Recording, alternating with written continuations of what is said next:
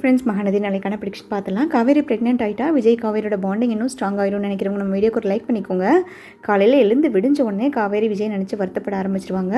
இவருக்கு என்ன தான் பிரச்சனை, நேற்றுக்கு ஃபுல்லாக முடிஞ்சிருச்சு, நைட் ஃபுல்லாகவும் அங்கே தான் இருந்தார், அட்லீஸ்ட் என்கிட்ட ஒரு கால் பண்ணியாவது இது ஒரு பேசலாம்ல, இப்படி பண்ணிகிட்டு இருந்தால் நான் என்ன தான் பண்ணுறது, இவருக்கு ரொம்ப தான் குளிர் விட்டு போச்சு, இவர் மேலே நம்பிக்கையில் வந்துட்டு நானும் இப்படி விட்டுட்ருக்கேனே தவிர என்கிட்ட ஒரு வார்த்தை சொல்லணும்னு கூட இவருக்கு தோண மாட்டேங்குதுல்ல. இவர் என்ன தான் அப்படி நினச்சிட்ருக்காரு, அங்கே ஒருவேளை வெண்ணிலாக்கு ஏதாவது சீரியஸான ப்ராப்ளமாக இருக்குமா, டாக்டர் ஏதாவது எக்கு தப்பாக ஏதாவது சொல்லி அவர் அதில் அப்செட் ஆகிட்டா என்னன்னு தெரியலையே, என்ன தான் பண்ணுறதுன்னு ஒன்றும் புரிய மாட்டேங்குது. அவருக்கு கால் டயல் பண்ணாலும் சிக்னல் இல்லைன்னு சொல்லி வருது. நான் இப்போ என்ன தான் பண்ணுறதுன்னு தெரியல.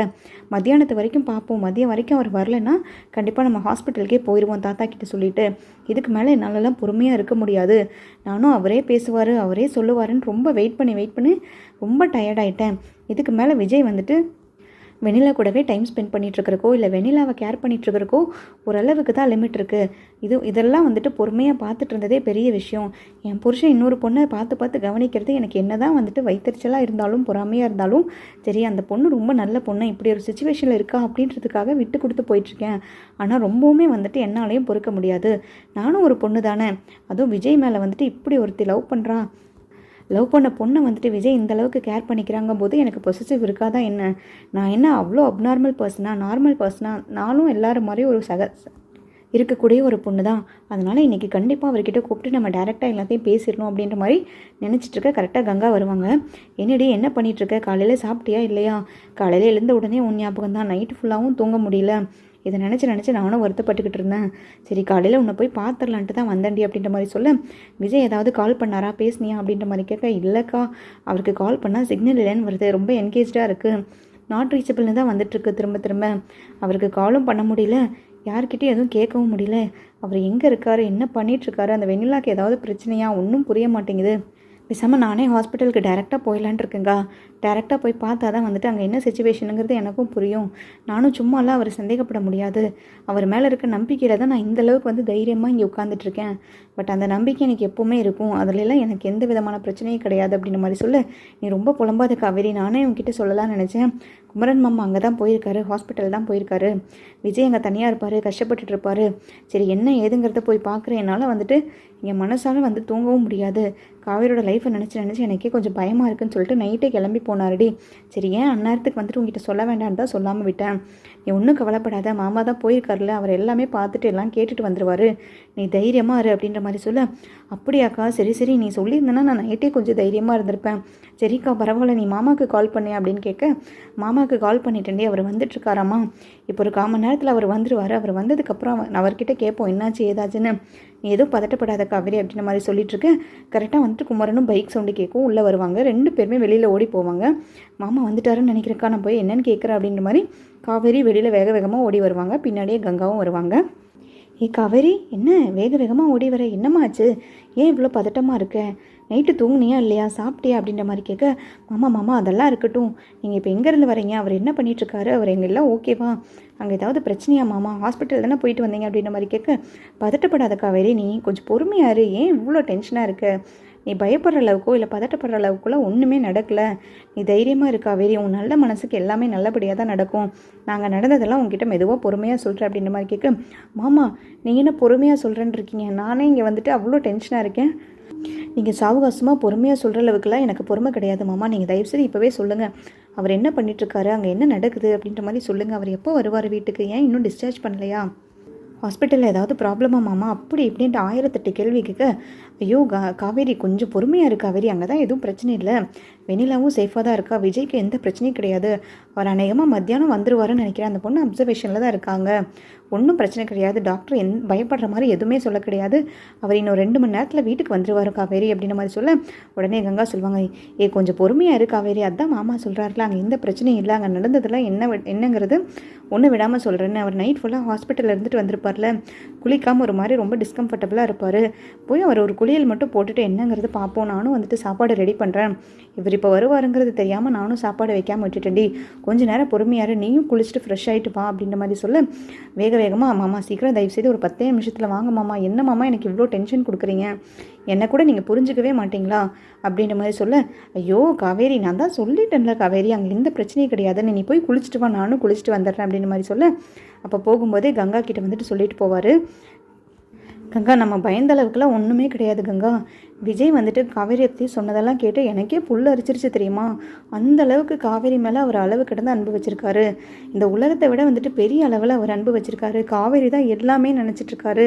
இந்த காவேரி வேறு இப்படி பயந்துட்டுருக்கா, அதை பத்தாத குறைக்கு நம்மளையும் சேர்த்து பயப்படுத்திட்டு இருக்காங்க எல்லோரும் சேர்ந்து, நம்ம நினைக்கிற அளவுக்குலாம் ஒன்றுமே கிடையாது, விஜய் வந்து காவேரி உயிருக்கு உயிராக காதலிக்கிறாரு, காவேரி இல்லாத லைஃப் எனக்கு கிடையவே கிடையாதுன்ற அளவுக்கு அவர் ரொம்ப வந்துட்டு உருகி பேசுகிறாரு, நீ பயப்படாத கங்கா, நீ அத்தைக்கிட்டையும் சொல்லு, பாட்டிக்கிட்டையும் நானும் சொல்கிறேன், யாரும் கவலைப்பட வேண்டாம், நம்ம காவேரி வந்துட்டு அவளோட மனசாட்சிக்கு அவளோட மனசுக்கு ஏற்ற மாதிரி அவள் நல்லா தான் இருக்க போகிறா பாரு அப்படின்ற மாதிரி சொல்லிட்டு, ஐயோ எனக்கு இப்போ தாங்க இதை கேட்கும்போது சந்தோஷமாக இருக்குது, காவேரியும் நேற்று என்கிட்ட ஃபுல்லாக அவளோட லவ் ஸ்டோரியெல்லாம் சொல்லிவிட்டு விஜய் எந்த அளவுக்கு அவ்வளோ லவ் பண்ணுறானோ உருகி உருகி அவ்வளோ ஒரு பக்கம் இங்கே பேசிகிட்டு இருந்தா, எனக்கு இதெல்லாம் கேட்கும் போதே ரொம்ப சங்கடமாக இருந்துச்சு, ஒருவேளை விஜய் வந்துட்டு அவள் வெண்ணிலா பின்னாடி போயிட்டாலோ இல்லை வெண்ணிலாவை ஏற்றுக்கிற மாதிரி இருந்தாலோ காவேரி ரொம்ப மோசமான நிலைமைக்கு போயிடுவாளே நினச்சி பயந்துக்கிட்டே இருந்தேன், கண்டிப்பாக வந்துட்டு கடவுள் அந்தளவுக்குலாம் காவேரியை விட மாட்டார், விஜயோட நல்ல மனசுக்கும் சரி காவேரியோட நல்ல மனசுக்கும் சரி 2 பேரும் நல்லா தாங்க இருப்பாங்க, நான் சீக்கிரமாக இதை உடனே போய் நான் காவேரி கிட்ட சொல்கிறேன், நீங்களும் குளிச்சுட்டு வந்துருங்க அப்படின்ற மாதிரி சொல்ல, டக்குன்னு வந்துட்டு குமரனும் போய் குளிச்சுட்டு வந்துடுறாரு, காவேரியும் வந்துட்டு ஃப்ரெஷ் ஆகிட்டு வந்துடுவாங்க,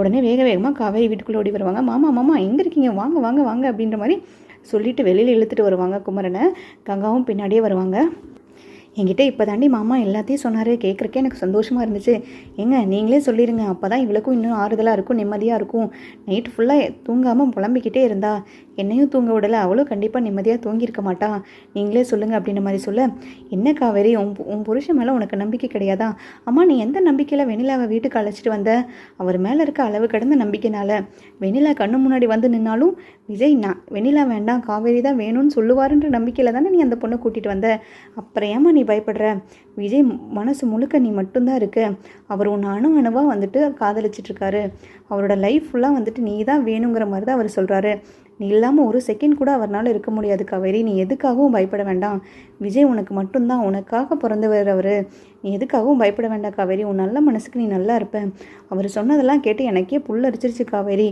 அவர் உன்னை அந்த அளவுக்கு வந்துட்டு லவ் பண்ணுறாரு, உன் மேலே இருக்க அன்பு அந்த அளவுக்கெல்லாம் கிடையாது, குறைச்செல்லாம் இட போட்ட முடியாது, பயங்கரமாக வந்துட்டு உன் மேலே அவர் பாசத்தை வச்சுருக்காரு, உனக்கு ஏதாவது ஒரு சின்ன விஷயம் தான் நடந்துச்சுன்னா கூட அவரால் தாங்கிக்க முடியாது, தொட்ட 90க்கும் வந்துட்டு காவேரி காவேரி காவேரின்னு மட்டும்தான் அவர் வாயிலிருந்து வருது, ஏன் அந்த வெண்ணிலா பொண்ணு கூடவே இருக்கா, வெண்ணிலாவுக்கு அவ்வளோ பெரிய ட்ரீட்மெண்ட் போயிட்டுருக்கு, ஃபிட்ஸ் வந்துருச்சு திடீர்னு, அங்கே ஒரு பக்கம் ட்ரீட்மெண்ட் போயிட்டுருக்கு, அப்போ கூட அந்த செகண்டில் கூட உட்காந்து உன்னை பற்றி தான் யோசிச்சுட்டு இருக்காரு, காவேரி தூங்கியிருப்பாளா, காவேரி சாப்பிட்ருப்பாளா, காவேரி என்ன பண்ணுறா, காவேரி காவேரின்னு சொல்ல சொல்ல கேட்கும் போது எனக்கே வந்துட்டு ரொம்ப சந்தோஷமாக இருந்துச்சு தெரியுமா, நான் கூட பயந்துட்டு இருந்தேன், எங்கே வெண்ணிலா வந்ததுக்கப்புறம் நீங்கள்லாம் சொன்னீங்க வெண்ணிலா பின்னாடியே விஜய் போயிட்டுருக்காரு, வெண்ணிலா வந்துட்டு அந்தளவுக்கு கேர் பண்ணிக்கிறாரு, எங்கே வந்துட்டு காவேரியோட வாழ்க்கைக்கு பிரச்சனையாயிருமோன்னு சொல்லி ரொம்ப பயந்துட்டு இருந்தேன், ஆனால் இனி யார் சொன்னாலும் சரி, அந்த கடவுளே வந்து சொன்னாலும் சரி, நான் விஜயை சந்தேகப்பட மாட்டேன், விஜய் உனக்காக பிறந்தவர்மா, நீ அவருக்காக பிறந்தவர், அதனால் நீங்கள் 2 பேரும் சேர்ந்து சந்தோஷமாக தான் இருப்பீங்க, அதுக்கும் நீ பயப்படாத, நீ போல்டாக இருக்கா வெரி, நீ ஸ்ட்ராங்காக இரு, நீ பண்ணதில் தப்பே கிடையாது,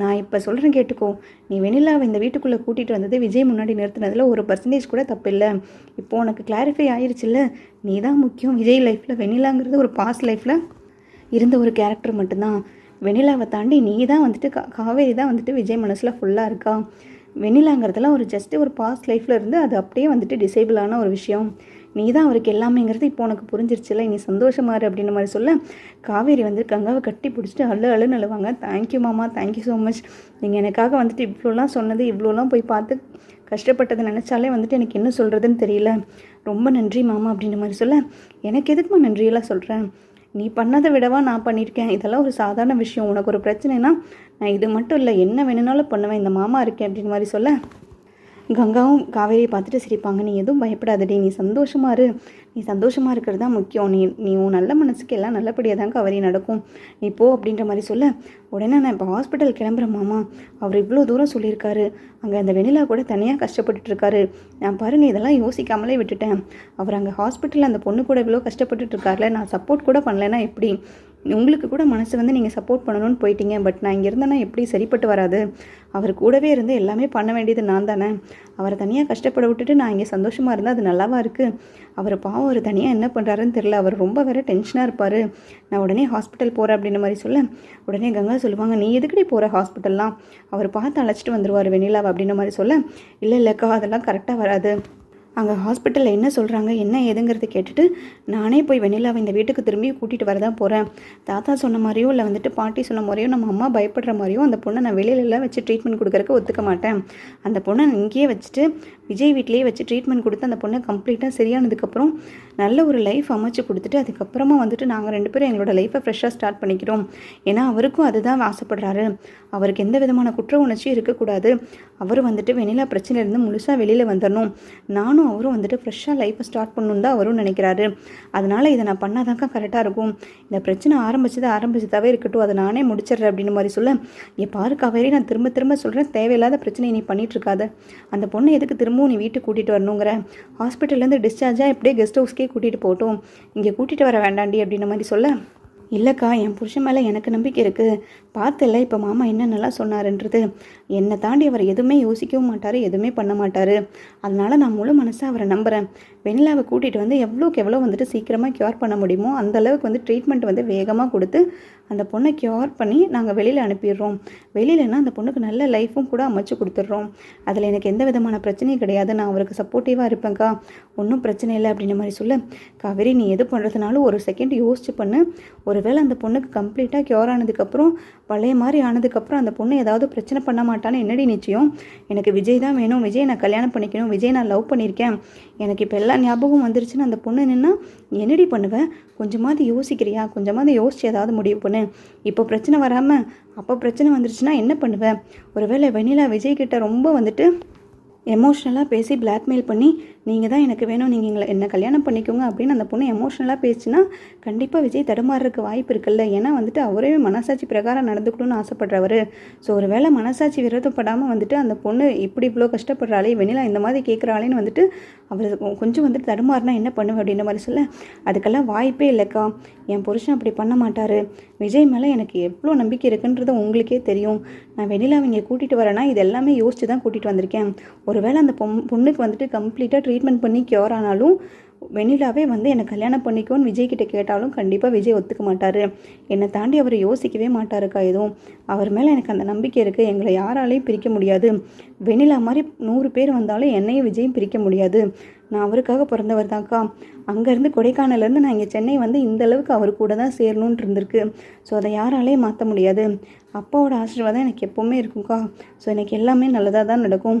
கடவுள் நிறையா சோதனை கொடுத்தாலும் கடைசியில் வந்துட்டு எல்லாம் நல்லபடியாக நடக்கும் அப்படின்ற மாதிரி ரொம்ப நம்பிக்கையாக பேசிவிட்டு நான் ஹாஸ்பிட்டல் போயிட்டு வந்து என்னன்றதை சொல்கிறேங்கான்ட்டு வேகமாக கிளம்பிடுவாங்க.